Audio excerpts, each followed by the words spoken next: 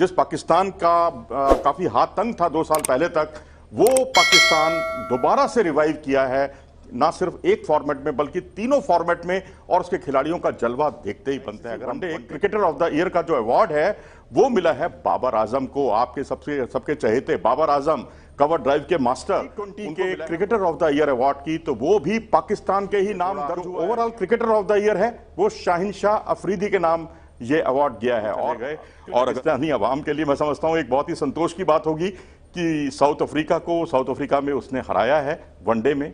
वो बात दूसरी है कि भारत नहीं हरा पाया, क्योंकि भारत क्लीन स्वीप का शिकार हुआ है साउथ अफ्रीका से। 2-1 से पाकिस्तान ने हराया था साउथ अफ्रीका को। बाबर आजम, उनको हम कवर ड्राइव के लिए जानते हैं, हम उनको बैकफुट पंच के लिए जानते हैं जो कवर की दिशा में जाते हैं, और शानदार उनका प्रदर्शन और पूरी दुनिया भर में उनका डंका। और एक समय तो सिर्फ विराट कोहली की ही चर्चा होती थी। बाबर आजम वनडे क्रिकेट के किंग हैं।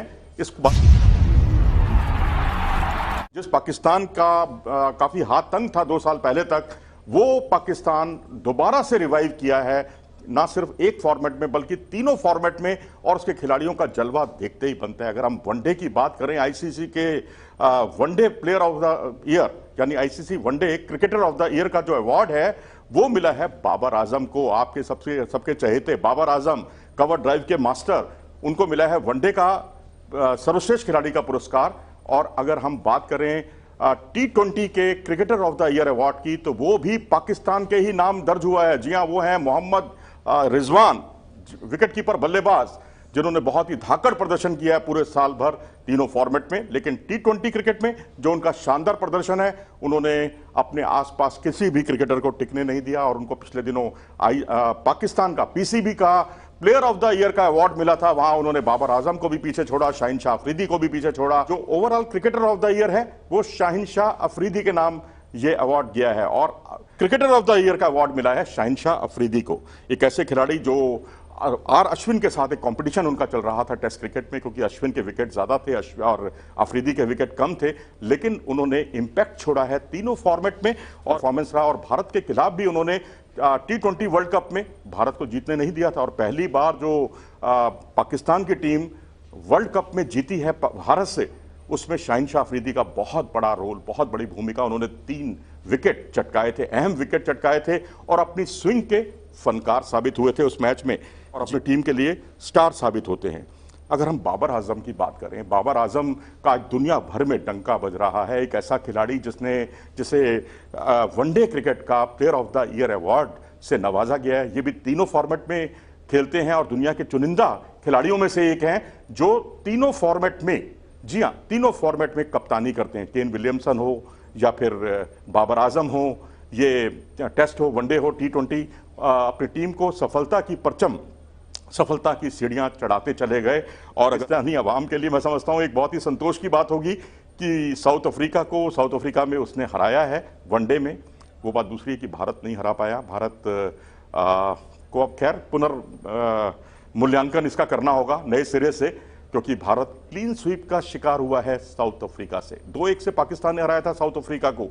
तो यहां पर अगर हम देखें तो बर्मिंघम में उन्होंने 158 रन की पारी खेली इंग्लैंड के खिलाफ। हालांकि टीम को अपनी मैच सेंचुरियन में उनकी जो सेंचुरी थी वो बहुत ही काबिले तारीफ थी, बहुत ही शानदार थी, और उसमें उन्होंने अपनी टीम को जीत भी दिलाई थी। और इसके अलावा वनडे के जितने भी मैचेस हुए उन्होंने अपना इंपैक्ट छोड़ा।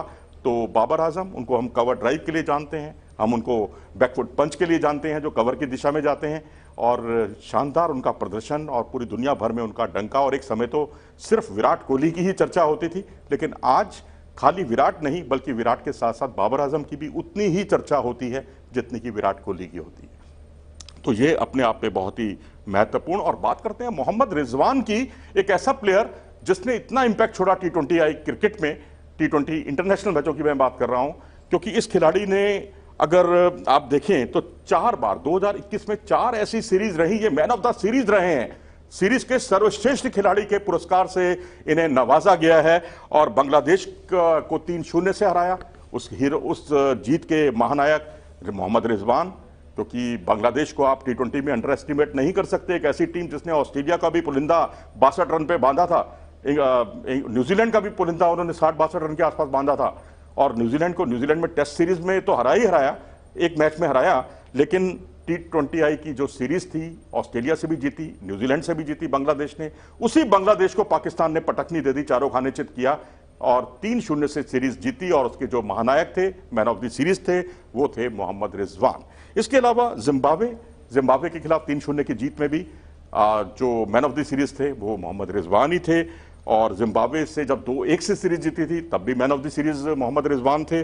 और साउथ अफ्रीका से जब सीरीज जीती 2-1 से, उसमें भी जो महानायक थे वो मोहम्मद रिजवान ही थे। बहुत बड़ी बात है कि अगर टीम में बाबर आजम जैसे खिलाड़ी मौजूद हों या अन्य खिलाड़ी अच्छा प्रदर्शन कर रहे हों, हफीज हों, शोएब मलिक हों, ऐसे तजुर्बेकार प्लेयर हों, और उसके बावजूद मोहम्मद रिजवान कंसिस्टेंटली लगातार अच्छा प्रदर्शन करते हुए अपना एक अलग वजूद बनाए और अपनी टीम को जिताए, मैन ऑफ द सीरीज बने। एक ही साल में 4 सीरीज में मैन ऑफ द सीरीज बनना अपने आप में यही दर्शाता है कि ये खिलाड़ी अद्भुत है, बेमिसाल है।